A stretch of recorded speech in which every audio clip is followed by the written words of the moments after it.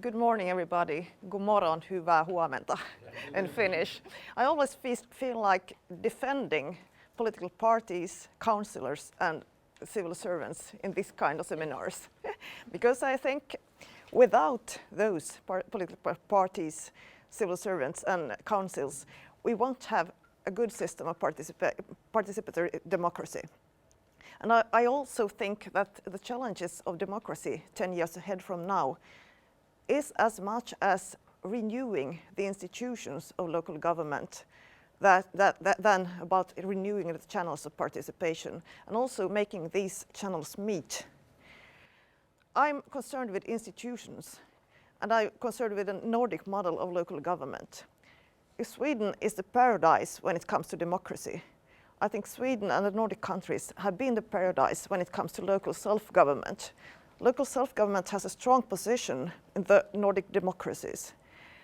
But we see signs in all our countries that the position of local self-government is deteriorating. There is not much demand for local self-government at the moment being. National politicians don't demand local self-government. The citizens don't demand local self-government, but we have a system that is strongly built on local self-government. And how do we react as local politicians and as people interested in local democracy? Because we can have local democracy, we can have local participation without strong local self-government, but we have to frame it in another way. And there are these are some of my thoughts when it comes to the future of local democracy.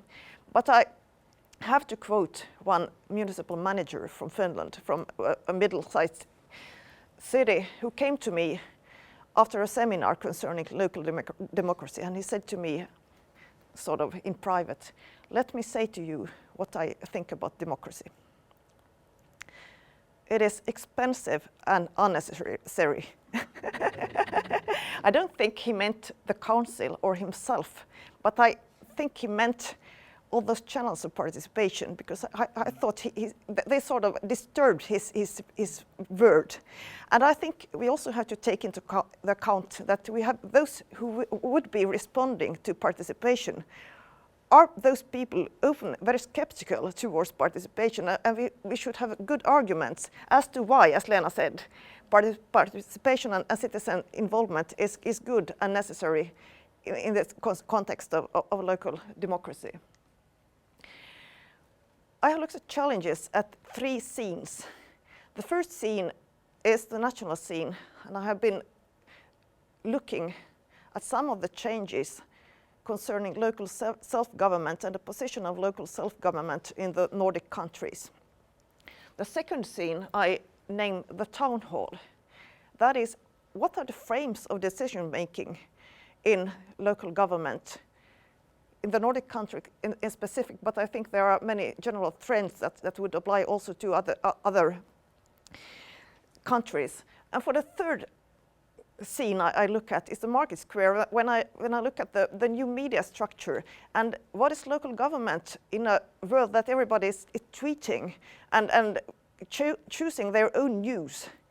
I think there is a big challenge for local democracy in a world that when you can choose to look at the Times and you can look at Al-Qaeda, but you won't necessarily read your own local newspaper.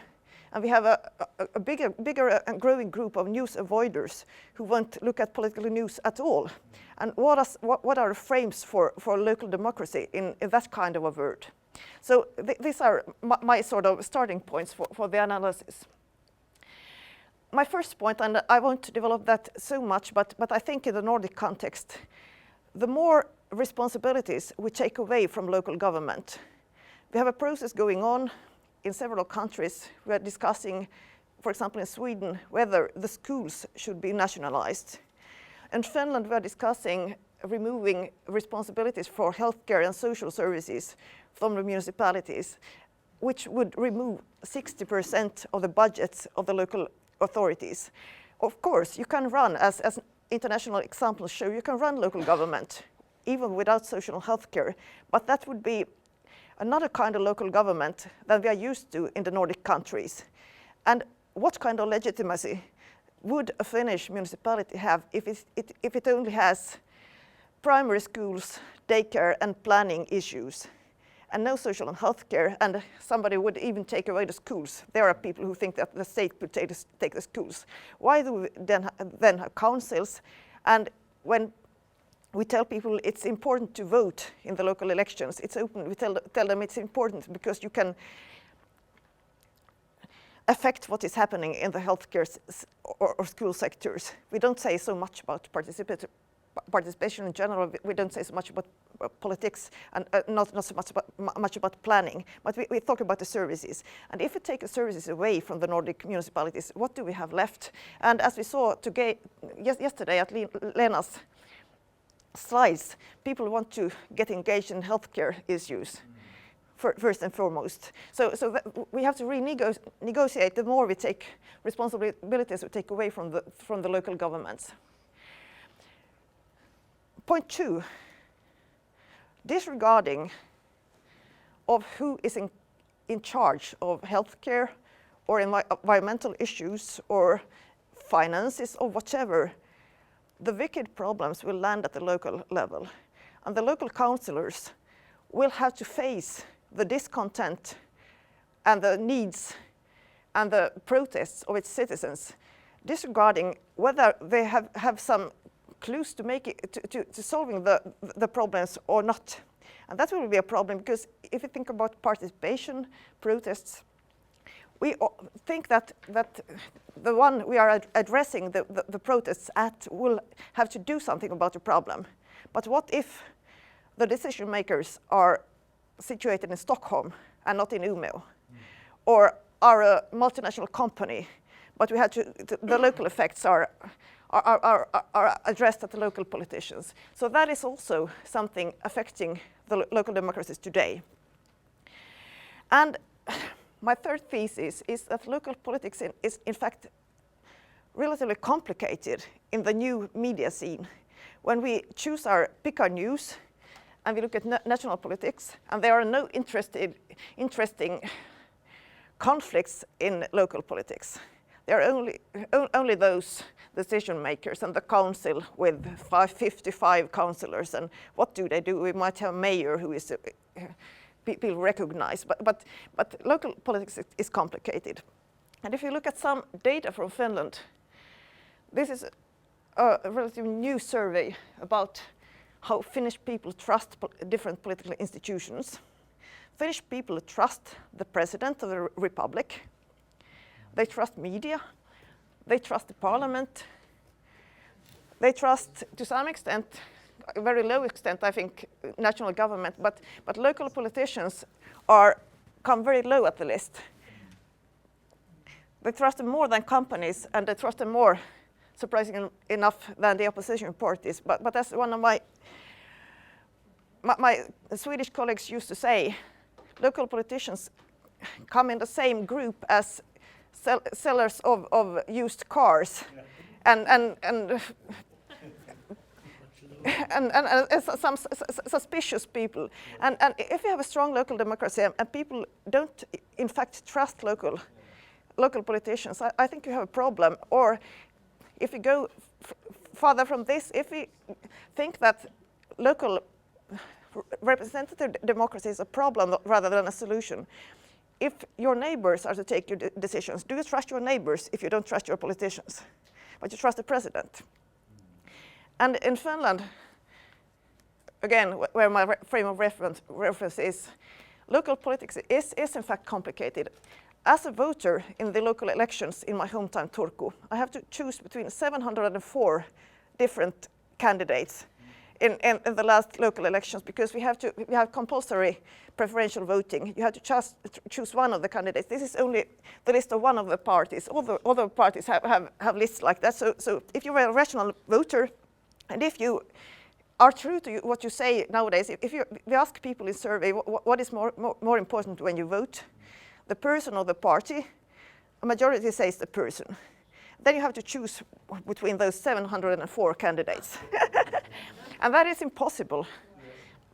And that also shows why, for example, turnout in local elections is much lower than turnout in presidential elections, even if Finnish municipalities have much stronger power than the Finnish president has.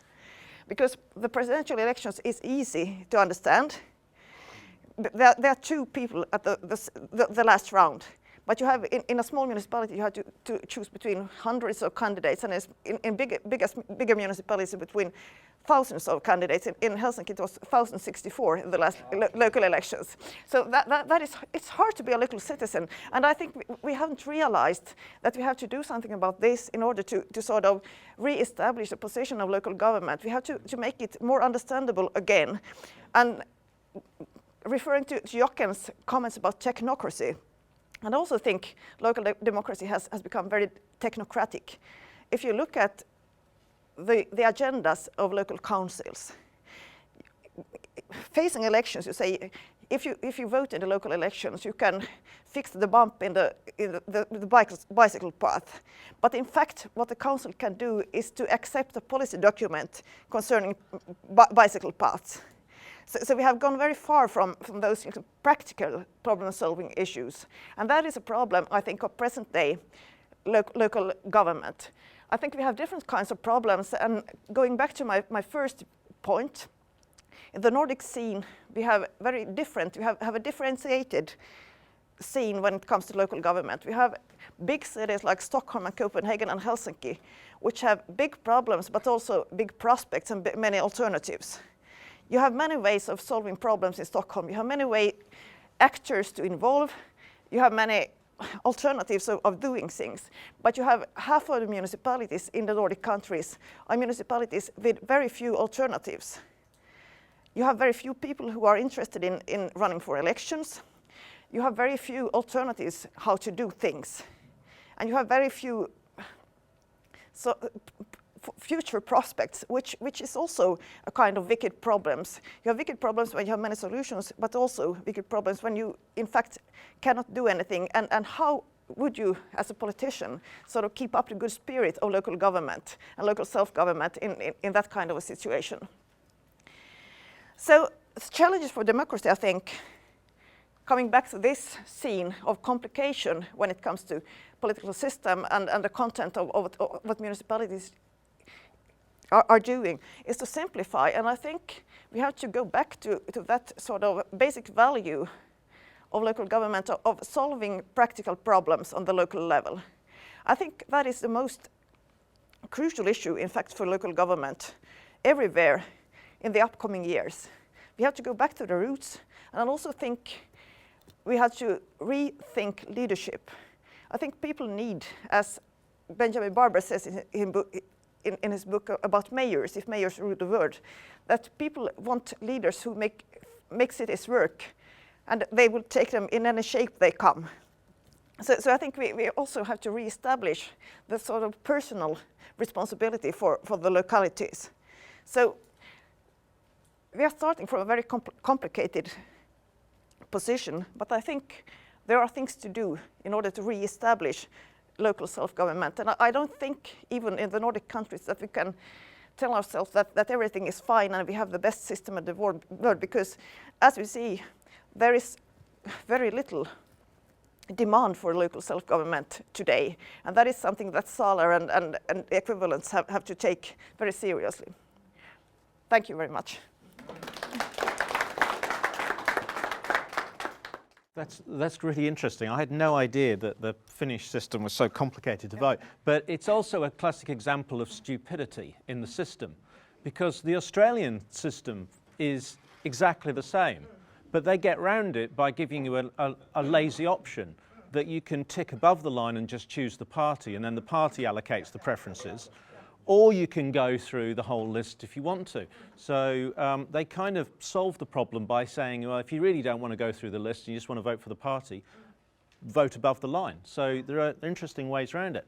Okay, final presenter of the morning.